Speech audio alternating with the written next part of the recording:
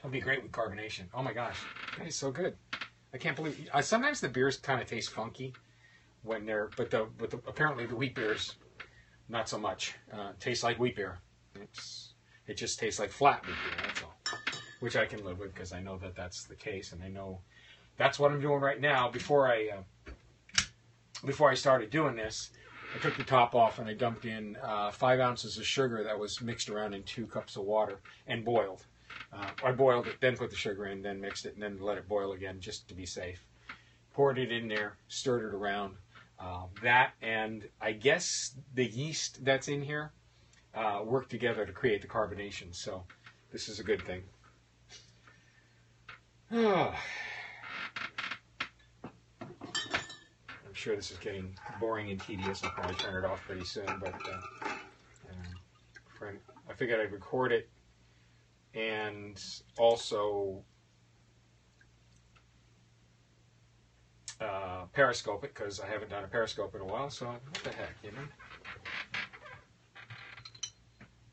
But yeah, all in all, I mean, since I got this conical fermenter, the thing is so much easier. The whole bottling process. You can get a kit to do this with the 2 buckets. The one bucket has like a spigot on it that's a little bit above where the sediment would be, so that hopefully when you bottle, it's sediment free. Oops.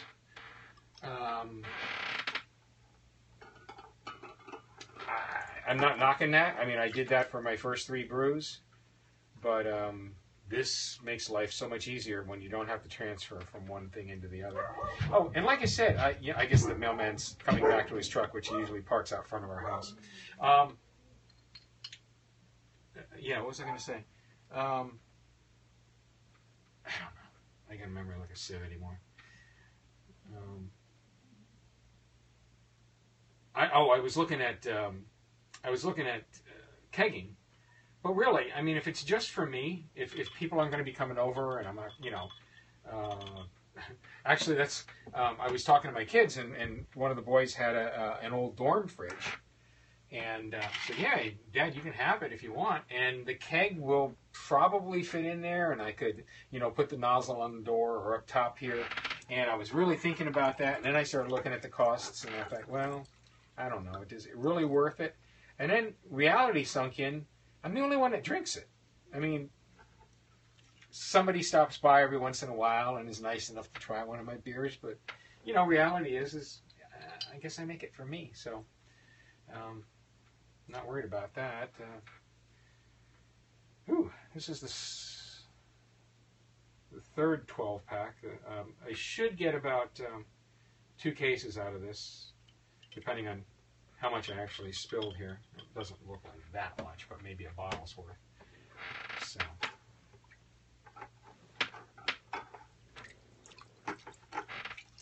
Oh, and in these bottles, what I do is I actually take this ferment bucket, or I have another bucket. It's similar to this, maybe not quite as big because it fits underneath the kitchen nozzle. This does not. I fill that with a little bit of soap and water, hot water, and then I do the same thing. I push the bottles down into it, and I let them soak for a while, and that helps number 1 remove the label, and then number 2, I take a bottle brush and I wash out the insides. If you're going to reuse bottles, make sure that you clean them as soon as possible, because if the stuff, the hops and stuff dry in the bottle, it's supposedly a pain to get out. I've never had to do it, so I don't know, but they say that is a pain in the butt. So.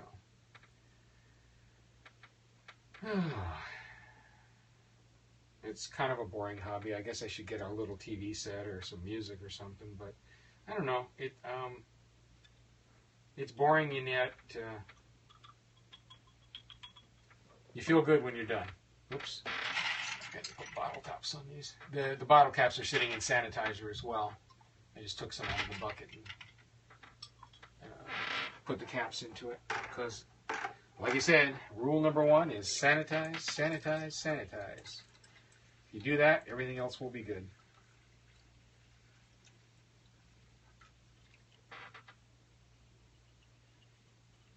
If you have any, if you're interested and you have any questions, I did start a Facebook group. I seem to be the only one that says anything on it, but that's okay.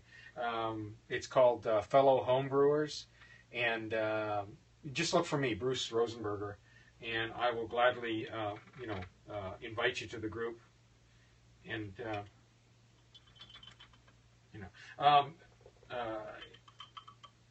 the one thing I should mention to anybody that hasn't done this and is thinking about it, I don't do it because it costs less. I mean, that's a nice bonus that I can save money, but that's not the reason I homebrew.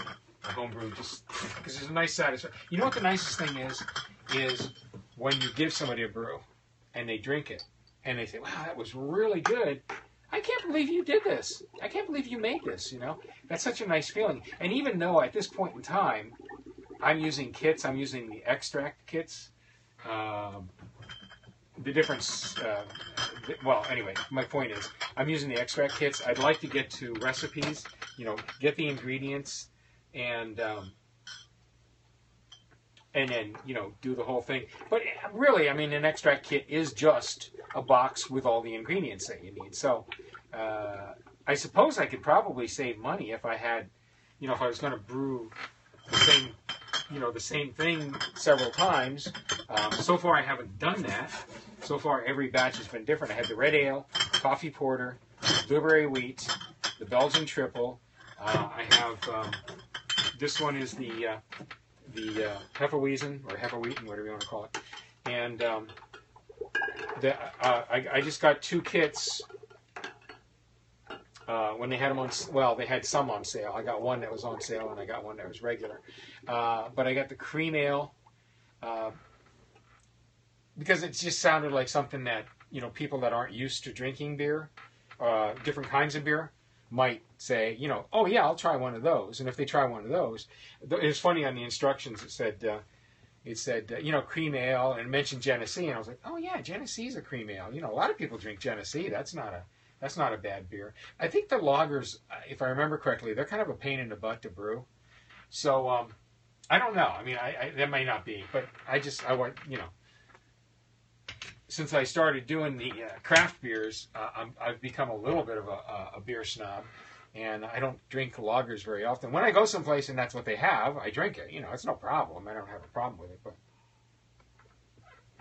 I like the wheat beers, and I particularly like the fruit wheat. Yeah, I know. My fruity beers. My brother picks on me. But, which is funny because he was always an IPA guy, and he came home and he said, "Hey man, my son introduced me to these sour beers. They're fruit sour, and they're sour. They're really sour. They're not bad. I don't dislike them at all, but you got to get used to that sour taste." But I got 2 kinds. I went to the store because he was home visiting. There was 2 kinds, so I got 2 kinds. And those dogs. Somebody's probably walking by. How dare they walk by our house? Or maybe it's the mailman this time. Who knows? But yeah, I mean, it's definitely the sour beers they're interesting.